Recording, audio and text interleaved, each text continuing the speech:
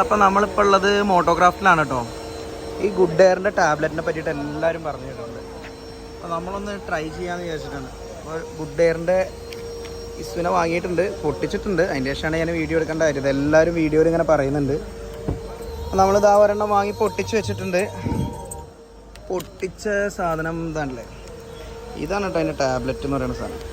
Okay, അപ്പോൾ ഇതിട്ടിട്ട് നമുക്ക് ഇനി ഒന്ന് നോക്കി നോക്കാം എങ്ങനെ ഉണ്ട് എന്നുള്ളത്. മുട്ടയുടെയും എല്ലാത്തിൻ്റെയും ഇത് പോകുന്നൊക്കെ പറയുന്നത് കേൾക്കാണ്ട് എന്താ നോക്കട്ടെ ഫ്രണ്ട്സ്. അപ്പോൾ ഇതാണ് കേട്ടോ നമ്മുടെ ടാബ്ലറ്റ്.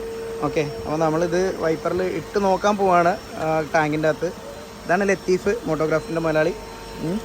ആ പുള്ളിയുടെ സജഷനാണ് നമുക്ക് ഈ സാധനം.